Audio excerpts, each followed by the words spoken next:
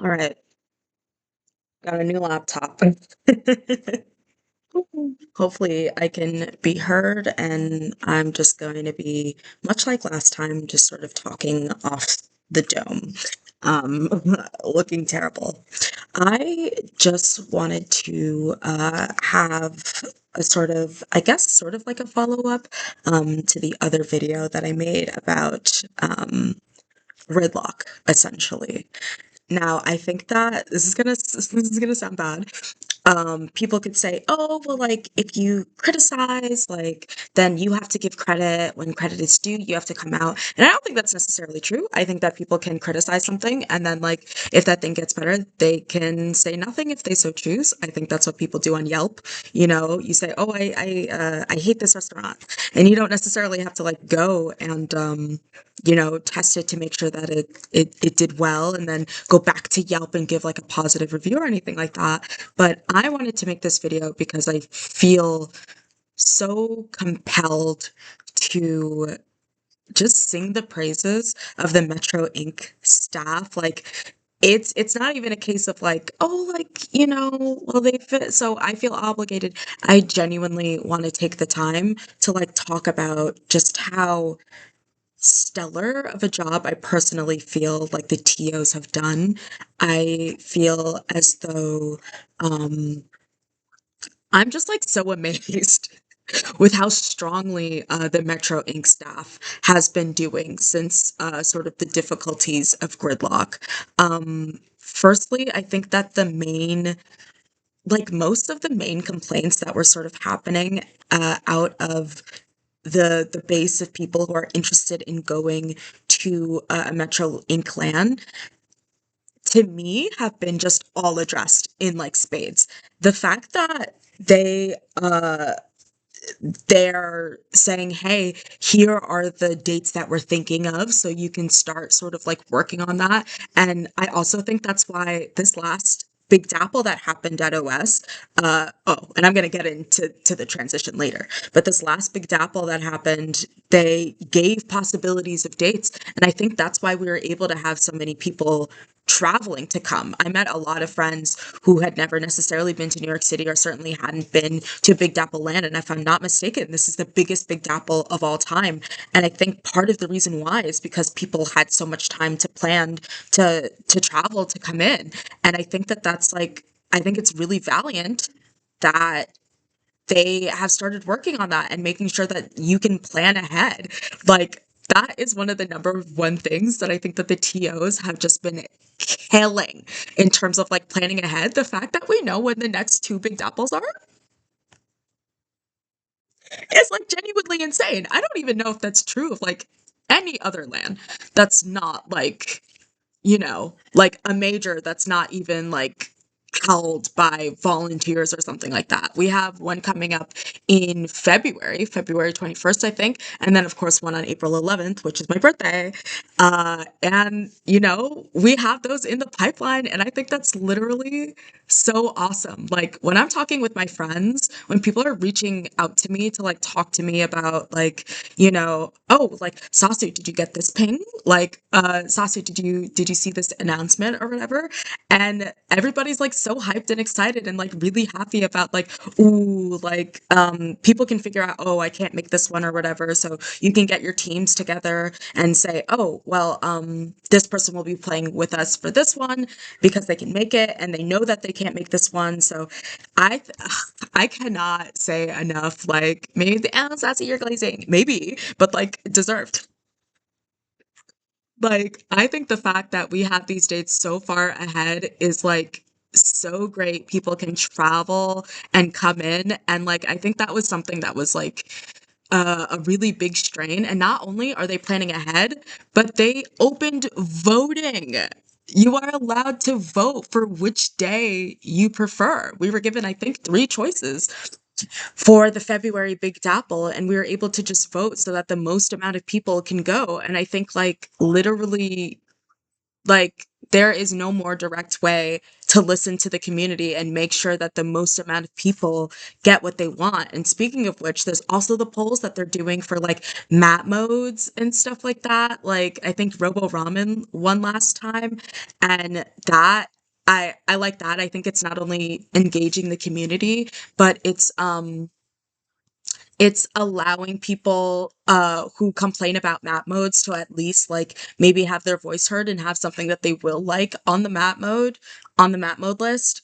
Um, I just think like the fact that they have just come out guns a-blazing with making sure that we get advance notice, that they pick dates that work for the most amount of people is like one of the most like refreshing and nice things. And I'm not even sure if there's any, like, if anybody's doing it like them. Like, they're kind of eating up.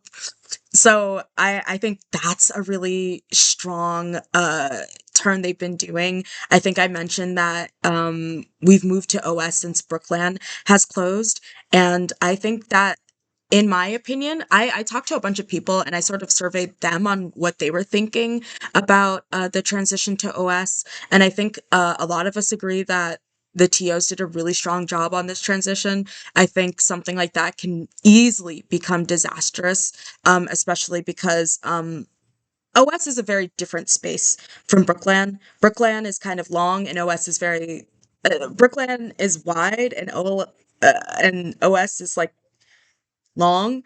Um, and there's certain things that they can't necessarily change about the space, um, like the fact that watching from the stage is a little bit difficult with the spacing. I think some people brought that up, but I'm not sure anything can be done about that.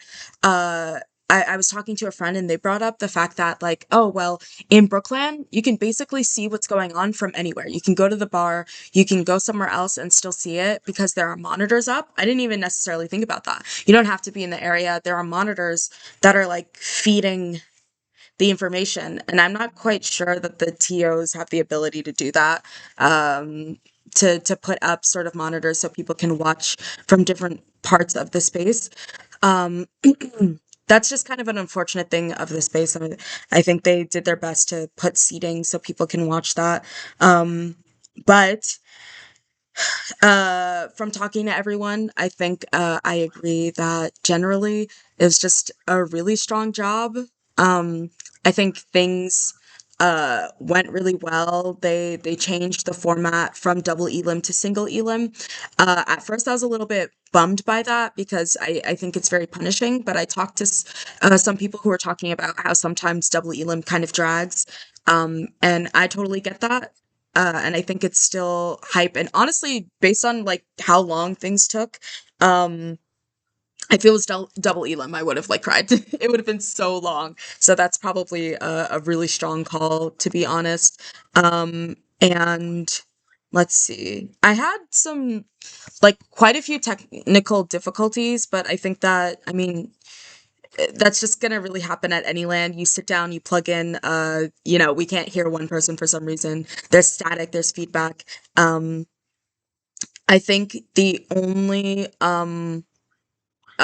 thing I would say about setups is that uh I think I think that Big Dapple is one of the few places that actually the few lands as of late that actually accommodates Switch 2s.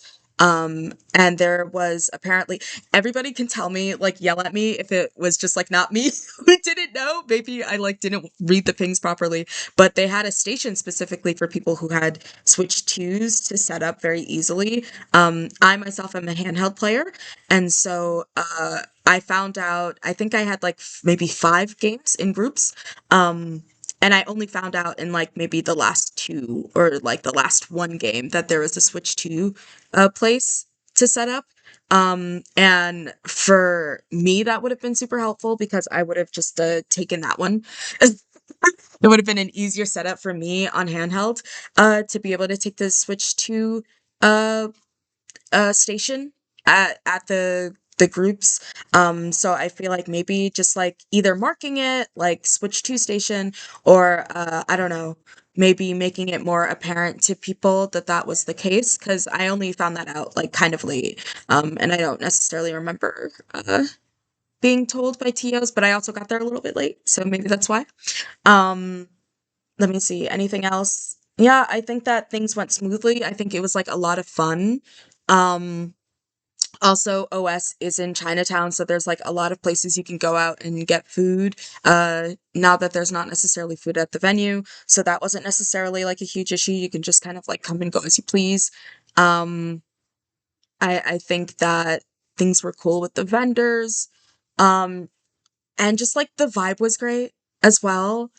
I honestly think that, like, I came on here and I was giving my criticism and my concern, um, because I just really want, honestly, just Metro Inc. to be successful and for things to go well and for people to come.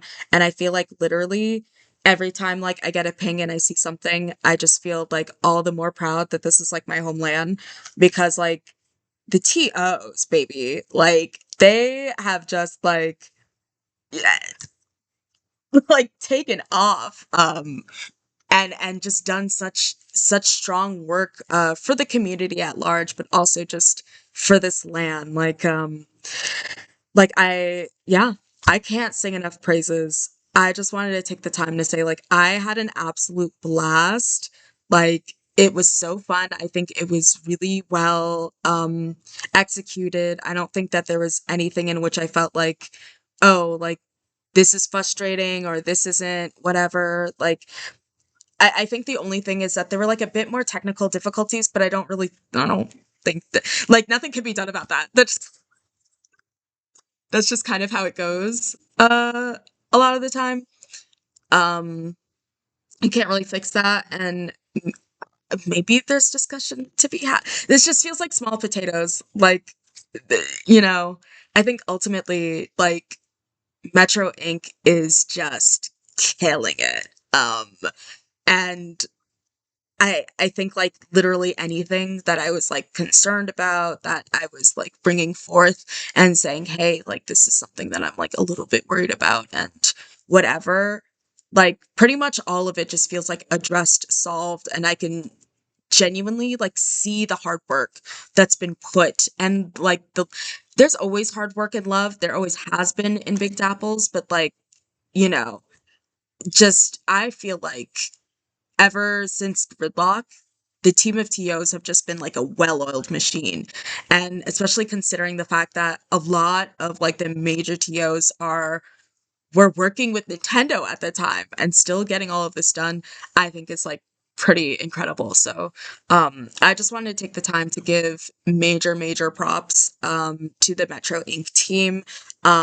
Give a lot of love for all the hard work that they're putting in, all the hard work that they put in the past, and just like, them really taking notes and opinions and just like addressing them directly so quickly, I think is just like mind blowing. So I hope that they like feel the love and the reverence and, the appreciation that and I think the rest of the community, because a lot of the people were saying like this is the best.